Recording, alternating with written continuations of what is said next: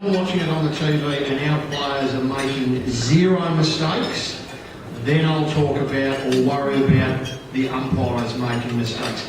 Because we all probably admit it's the greatest game in the world. It expects the most of its athletes. If you think about what we expect from our players, in AFL footy now, you have to be so incredibly fit and strong. You've got to be able to, run even time, so to speak, have incredible endurance. You need to be able to pick the ball up cleanly under extreme pressure, handball the ball both hands, kick the ball both feet. Heaven forbid if you take a short step or take your eye off the ball, you're on the front page of the newspaper the next day. How did the group come back? I mean, they obviously had the weekend off, they had a bit of time off. 4 of the boys played in the stateside, and with Perth obviously played over there, but how did they come back? Did they come back, do you get the impression they're refreshed and ready to saddle up again? Yeah, look, it's hard to get a line on it, but they do. We train Monday, Wednesday and Thursday, and they train really well all night, so I think that's a really good indication that they've enjoyed it, a little bit of time off. It might be only, I think, round 6, but we played 4 practice matches, so they've been playing for 10 weeks, and obviously it's a really good opportunity for them to get a bit of a rest, and a lot of them did. A few of them went away.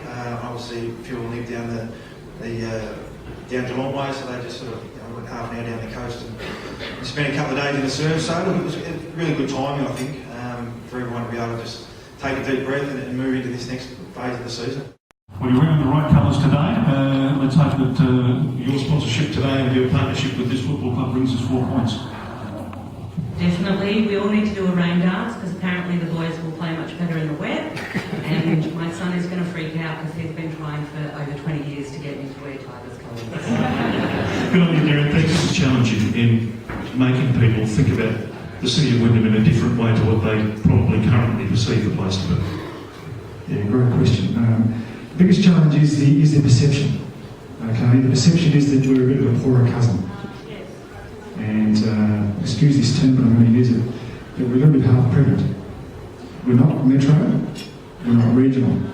Now we suffer a lot in relation to a number of matters with that perception.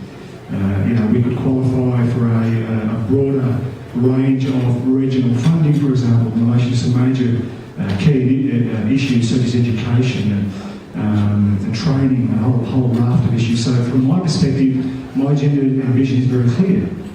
Engage key stakeholders, local, state, federal government, small, medium, large businesses, get them to become members of the committee and allow me to be the voice on behalf of this region to really get government in particular to really not just make a funding commitment announcement, but to actually allocate funds.